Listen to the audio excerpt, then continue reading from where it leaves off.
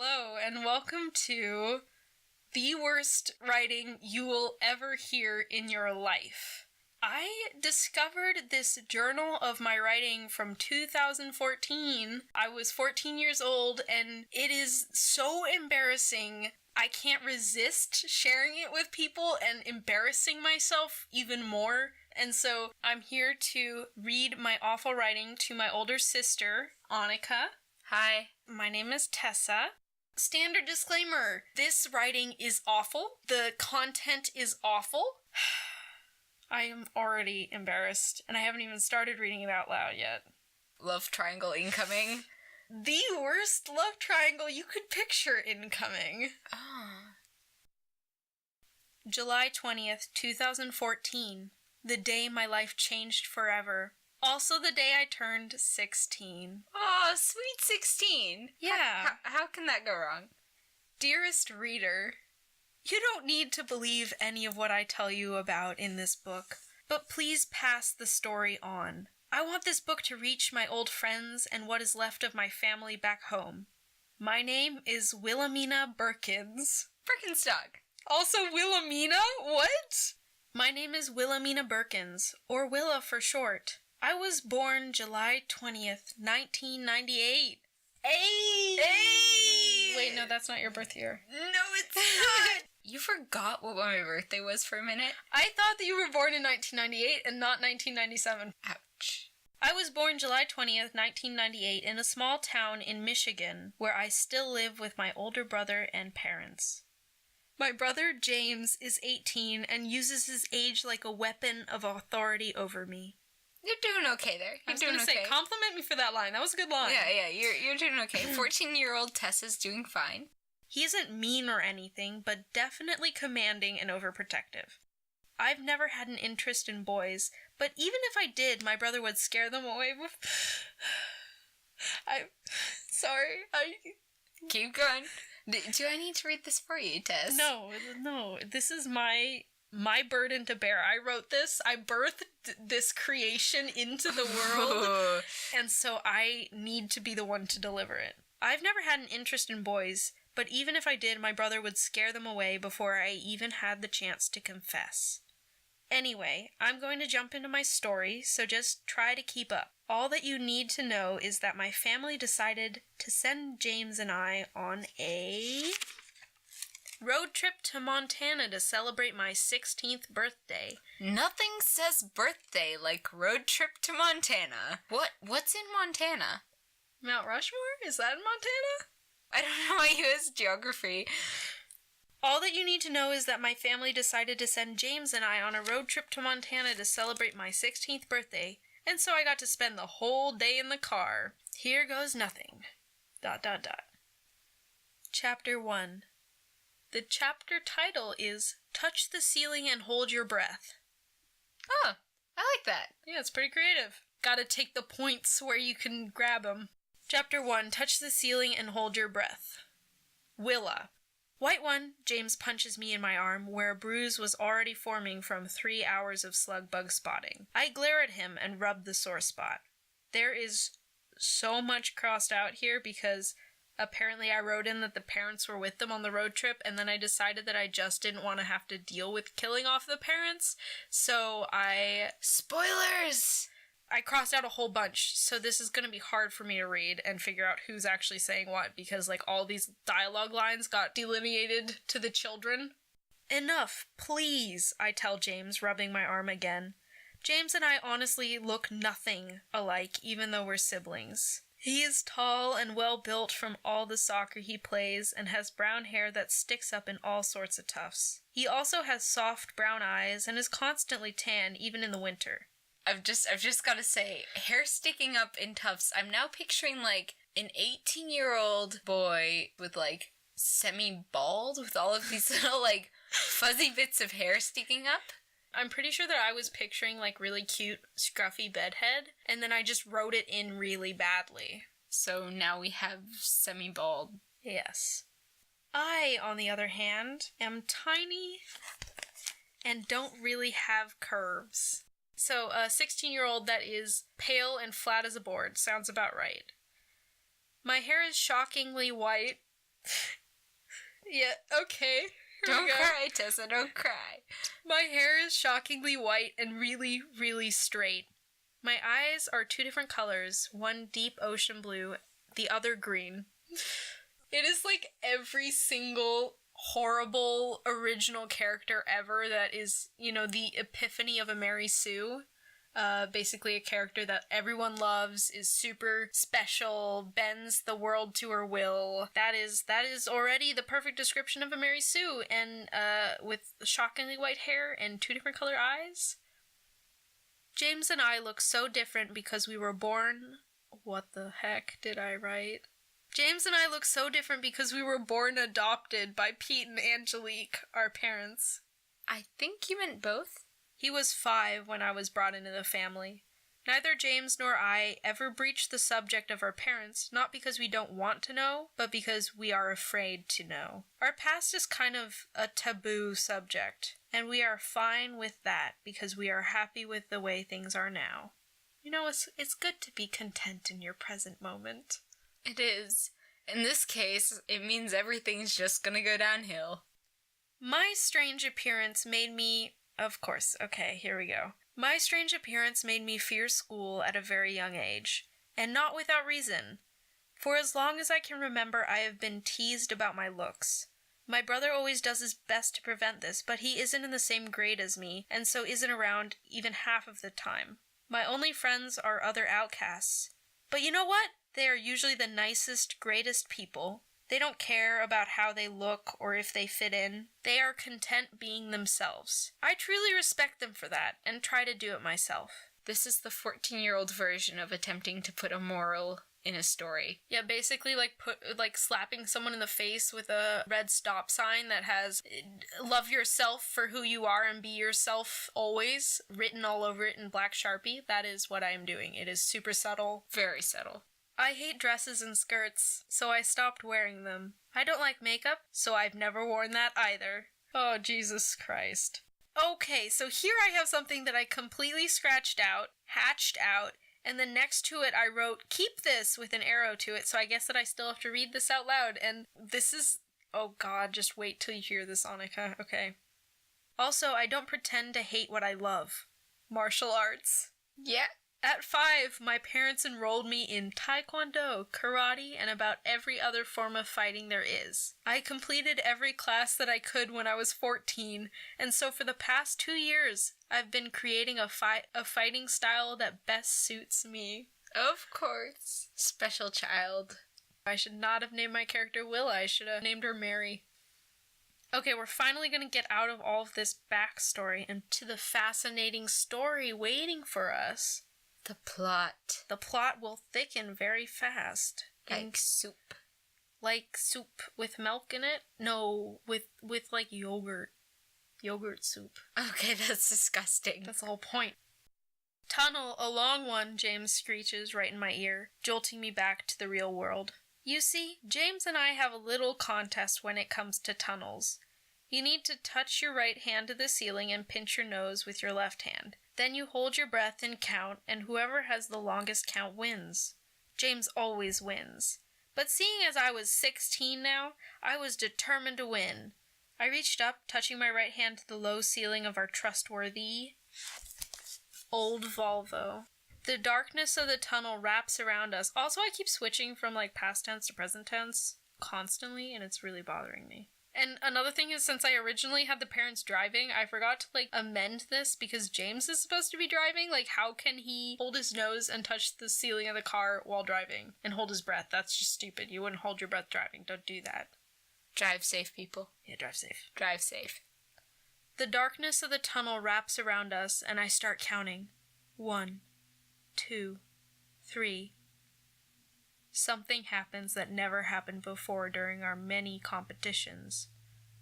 When we shoot out of the tunnel, our car jerks to a stop in the middle of a clearing. The tunnel is gone, the road is gone, all that we can see is trees, trees, and more trees. Boom! Magical setting change. It's like Spirited Away, but worse.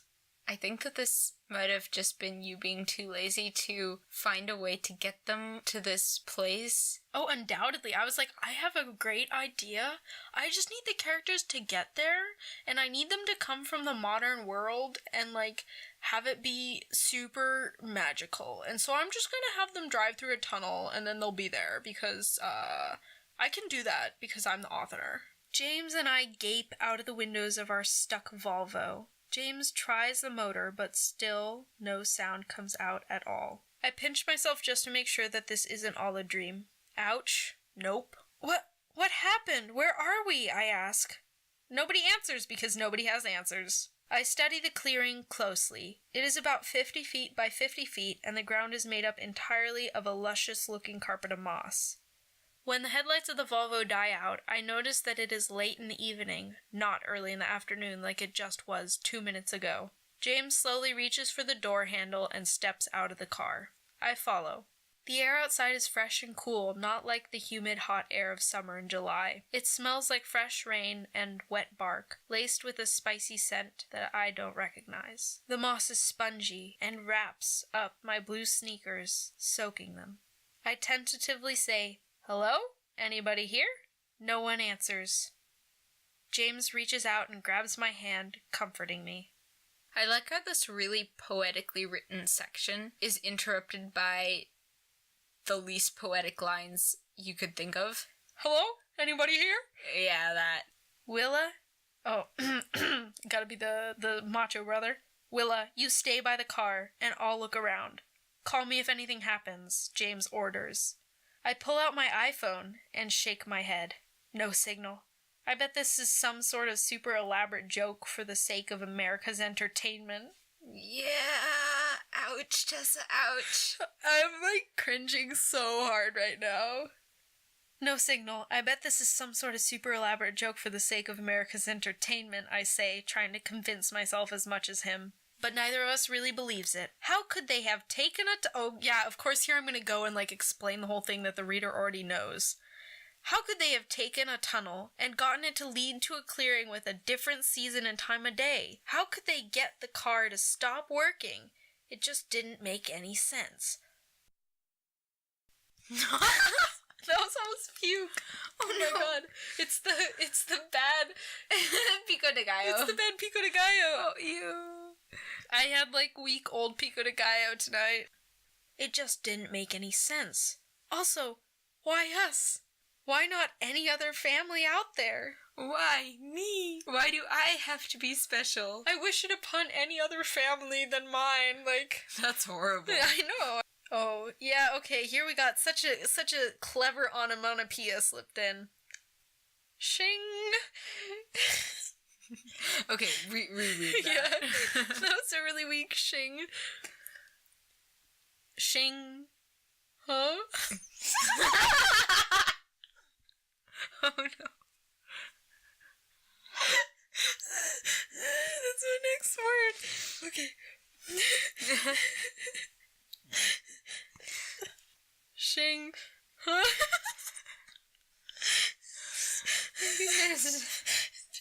You read it. Just right there. So, because Tessa can't manage to read 2 words, I will read them for her. Shing. Huh? Amazing. Thank you. I hear a grunt of pain and focus on James. James, are you? He falls over and I stifle a shriek. Ah! That was a lovely shriek, Tessa, lovely. It was a stifled one. Oh, wait. Ah! There you go. I run That was over... like a pterodactyl. What was that? I don't know. It was a stifled shriek. I run over to him, praying. I see a strange metal disc, small with spikes out of it, embedded in his leg. If I hadn't changed the entire plot of my story and had the parents there, I would, you gotta kill him off as soon as possible. So this is how it would have read if I was reading the stuff that I crossed out. Shing! Huh? I hear a grunt of pain and focus on my dad. What the heck did I name him? I think Peter. Peter? Are you? He falls over and I stifle a oh, no wait. And my mom stifles a shriek. I run over to him, praying. James at my heels. Shing! I hear again. This time my mom falls over and doesn't stifle her scream. Oh no. I see a strange metal disc, small with spikes out of it, embedded in her chest. Peter has one sticking out of his neck. Ooh, gory child. I know, so they're both dead, basically, or almost dead. That's what I would have written, but I didn't. James yanks me down next to him, shielding my body with his own. "Who's there?" he yells nervously, but with strength. Yes, of course. He's just been knifed in the leg with a spiky disc, and his first concern is who's there, and instead of Crying, pain and yelling, agony. instead of agony, he is afraid. No, it's nervous, but with strength. Oh, that was it. Yeah, nervous but with strength. "Why are you doing this? What did we do wrong?" No one answers. "Show yourself, coward," James sobs. Oh, that was 1 to 100 real fast. There we go. James sobs, and I realize I am crying too. Someone slides silently out of the forest, dressed all in black. Even his face is wrapped in cloth, so all you can see are his eyes. Mysterious stranger. Almost like a ninja? No! I glance at the weapon embedded in James's quivering leg. Originally, it was embedded in my parents. James stands up, leaning heavily on his right leg, and pulls me up behind him, still protecting me with his body. I don't want James to give up his life in protection of mine, but am too shocked to move, let alone speak. Oh no, I'm so weak. Help me. After all my years of becoming a professional taekwondo karate martial artist, I need protection. "Why would you hurt me?" James asks, pushing me back towards our car. "What do you want?" The man looks at him. His eyes are a strange yellowish gold color and show no warmth whatsoever. Then the man does something that stops my blood cold. He points straight at James. No, not at James. At me. I shiver, but speak up. "You don't have to hurt James to get to me. You could have just asked. What kind of animal are you?" I try pushing in front of James, but he stays firm. The ninja almost looks amused at my outburst, which is very easy to tell considering that I can only see his eyes. His yellow eyes. From far away. Yeah. Then he pulls out a shuriken from his belt. He throws it. The wrong type of throw. He throws it. He throws it, lodging it into James's good leg. Originally this read, he throws it straight into my mother's chest for a second time and ending her screams once and for all. Ooh. So, any parental anger issues you want to talk about, Tessa? No, I love my parents. I have nothing against them. It's just they were gonna prevent my plot from playing out the way I wanted it to, so I had to end them. Okay then. He throws it, lodging it into James's good leg. James growls out, "Bastard." Ooh! Swear! Ooh! 14-year-old Tessie in trouble. James growls out, "Bastard," and stumbles toward Yellow Eyes. I grab his sleeve and hold tight. "Don't hurt James! I'll come willingly! Please!" I say, terrified.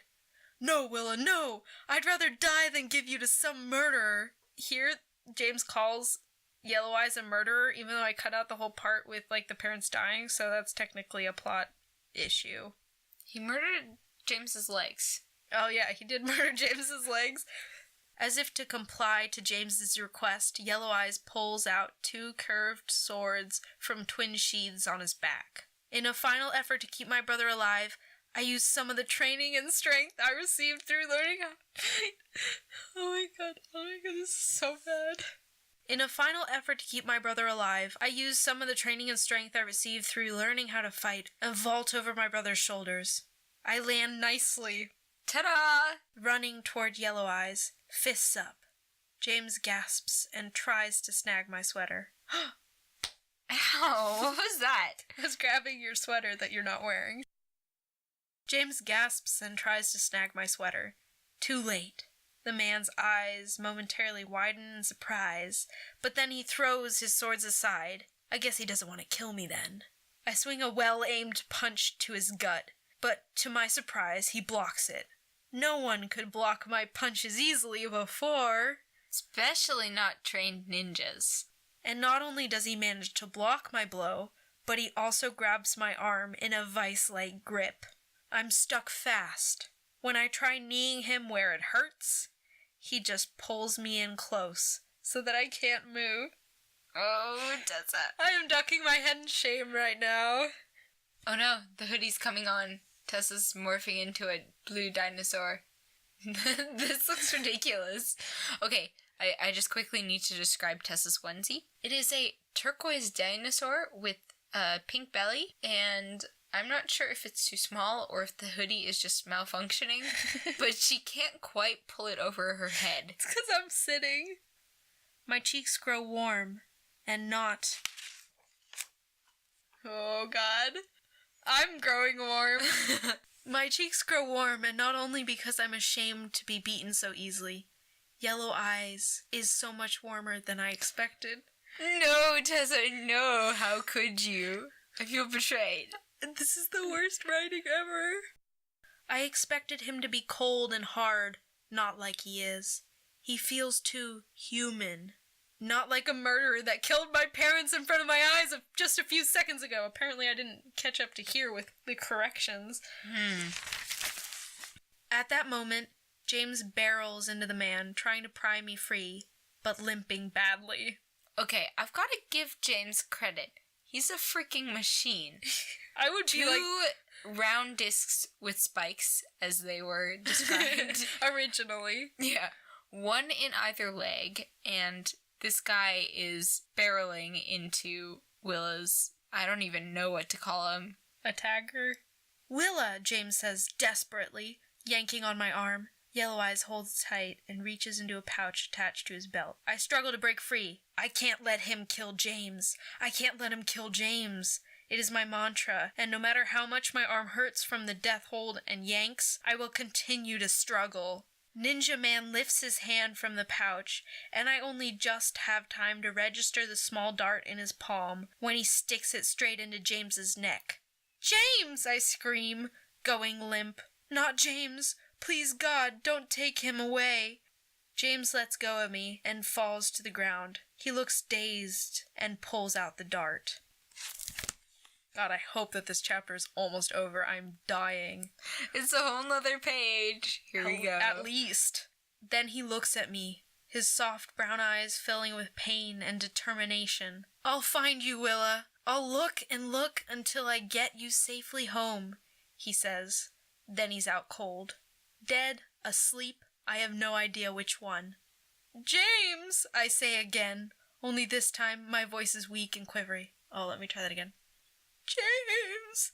I sob, salty tears streaming from my eyes. Yellow Eyes loosens his grip a little. I'm not fighting back. I don't have the energy anymore, or the will. Why me? What is special about me? I'm just a tomboy, an outcast. I'm not special. This is awful. Yellow Eyes reaches with his free hand, grabbing first one of his swords, then the other, and sheathing them. Then he grabs a looped black rope from his belt. That damned belt! But this might give me a chance to escape. I act meek, letting the tears flow freely. When Yellow Eyes reaches for my wrists, I jerk away and run to James. Kneeling down, I hear, snores? God, if you get the chance to run, just keep going. Don't even go back for your brother. He's not worth it. Take care of yourself. Aww. It was just a sleeping dart. James is still alive. I quickly get up to run further into the woods and hide, but am grabbed painfully by the man. Yellow Eyes twists it, being my arm probably. Yellow Eyes twists it behind my back. Thank God the end is in sight. And I cry out. Then he ties my wrists together tightly. No second chances, huh? Yellow Eyes kneels down and picks up the sleeping dart. Oh no. I glare at him, shaking my head. Technically that's I glare at him shacking my head? like a shack? Like a shed in the backyard? He sticks the dart in my neck. At first it stings. Then everything goes foggy and wobbly. Blissful dark pulls me in, and then I don't think about anything anymore. And that is the end of chapter 1. I am exhausted. Oh, So I'm just starting to read ahead, and it gets so much worse. Like, let's save that. can you for even another imagine day. how bad it gets, considering that this is like not the worst at all that is to come? Yeah, this is chapter 1. Chapter 1. Things are just getting good. Just getting started. Willa is special and has been kidnapped. So what are your first impressions? So, shaky love interest. Check. Kidnapping. Check. Dead parents, or tentatively dead parents. Check. Someone trying to save her. Check. She being unable to save herself and thus being kidnapped. Check. Yeah, we're off to a good start. I wish I never agreed to do this. Well, Tess, you're in now. Since I wrote it, I better take responsibility for it. I'm just glad that I don't remember writing this, because if I remembered writing this, I would be more embarrassed, and I'm already, like, sweating buckets just reading it out loud. Although that could be the dinosaur onesie.